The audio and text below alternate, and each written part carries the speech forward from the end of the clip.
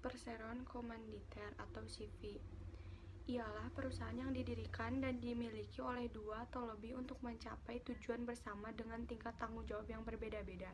Satu pihak bertanggung jawab bersedia menjadi pengurus dan mengelola perusahaan, sedangkan di pihak lain hanya bersedia menyimpan modal dalam usaha dan bertanggung jawab atas utang-utang perusahaan tetapi tidak bersedia menjadi pengurus atau mengelola perusahaan.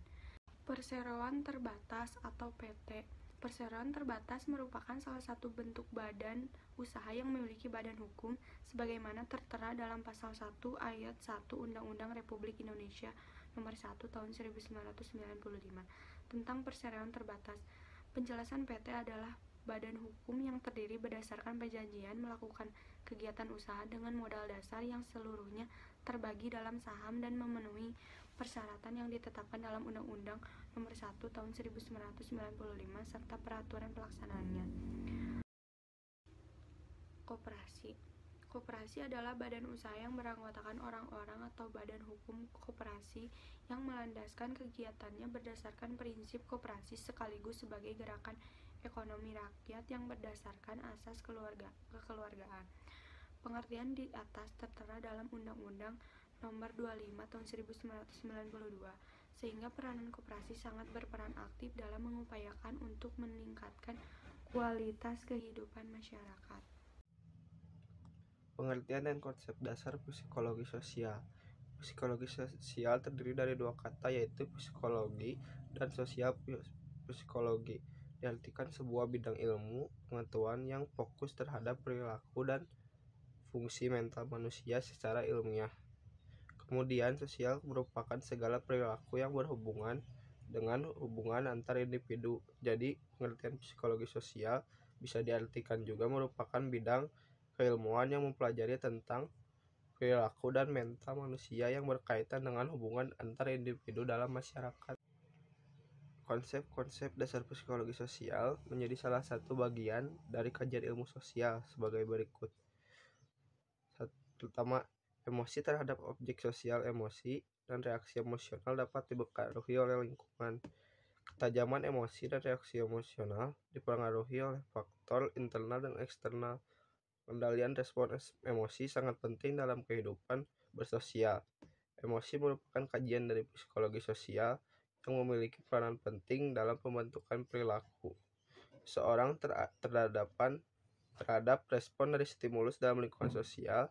Bahkan emosi juga sebagai potensi kepribadian yang perlu dilakukan pembinaan psikologis. Misal bisa melalui pendidikan keagamaan, perhatian-perhatian, atau rasa peka terhadap apa yang terjadi dalam lingkungan sosial seseorang juga mempengaruhi cara seseorang individu bersikap terhadap hubungan sosialnya. Minat atau daya tarik individu terhadap hubungan sosialnya juga berpengaruh terhadap hubungan antar individu dan kelompok berkaitan dengan proses interaksi dan pemberian respon. Minat muncul dari dalam diri individu dan mungkin bisa dipengaruhi oleh subjek-subjek dari luar seperti keluarga, budaya, lingkungan yang mampu mendorong seseorang untuk mencapai sesuatu. Kemudian motivasi yang keras akan memperkuat perjuangan seseorang individu untuk mencapai apa yang diinginkan. Kecerdasan dalam menghadapi persoalan sosial. Kecerdasan merupakan modal dasar yang ada dalam diri individu masing-masing dan berbeda pada setiap individu. Kemudian juga merupakan modal dasar untuk memecahkan permasalahan sosial yang muncul. Potensi kecerdasan yang karakternya bersifat kognitif akan lebih mudah diukur. Sedangkan kecerdasan yang sifatnya afektif lebih sulit diukur dan dievaluasi dengan aspek kecerdasan. Kecerdasan juga sangatlah penting bagi individu untuk menjalani kehidupan dan masalah-masalah hidup yang terus terjadi. Penghayatan adalah proses kejiwaan yang sifatnya menuntut suasana yang tenang. Proses ini tidak hanya melibatkan sikap, merasakan, memperhatikan, menikmati, atau lainnya. Namun lebih dari itu, hal-hal yang terjadi dalam proses interaksi sosial dirasakan serta diikuti dengan tenang sehingga sehingga menimbulkan kesan yang mendalam pada diri masing-masing individu. Proses penghayatan ini dilakukan dalam kondisi penuh kesadaran.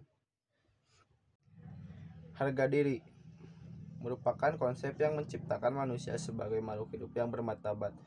Martabat atau harga diri yang terbina dan dipelihara akan menjadi perhitungan bagi pihak individu lain dalam memandang individu. Harga diri yang dijatuhkan akan merusak martabat individu dan dimanfaatkan oleh orang lain untuk hal yang tidak positif. Sikap mental merupakan reaksi yang timbul dari diri masing-masing individu jika ada rangsangan yang datang. Reaksi mental bisa bersifat positif, negatif, dan netral.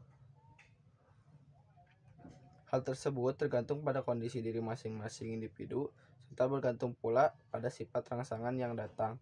Rangsangan yang datang akan direspon oleh individu melalui sikap atau reaksi mental yang bisa dikatakan positif, negatif, ataupun netral.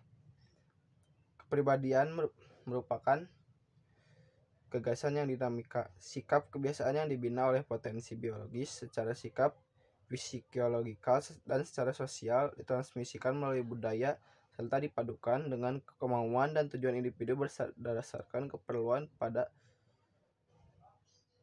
masing-masing. Selanjutnya, perubahan sosial.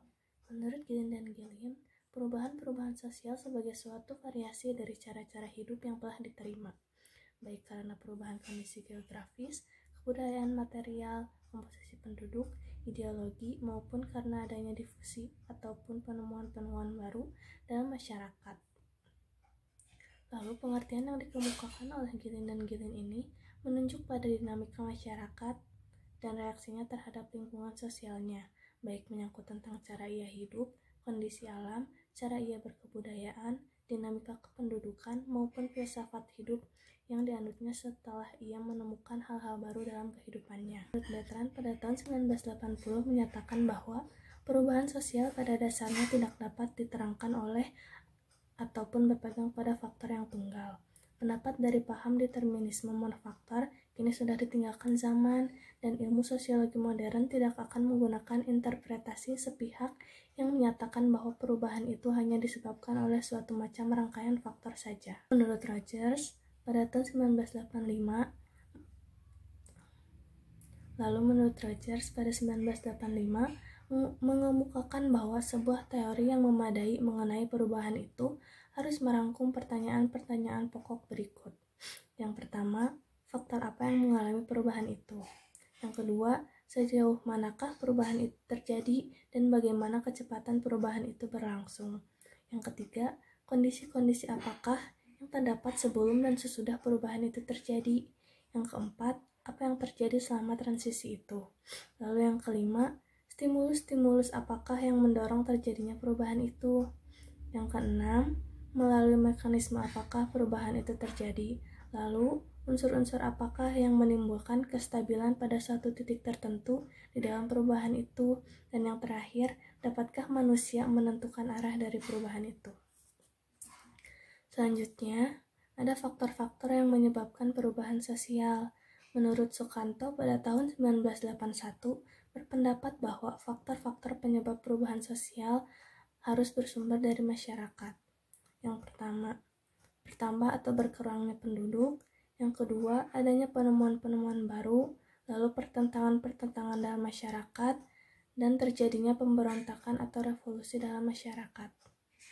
Lalu sedangkan faktor-faktor yang berasal dari masyarakat bisa disebabkan dari lingkungan fisik yang ada di sekitar manusia.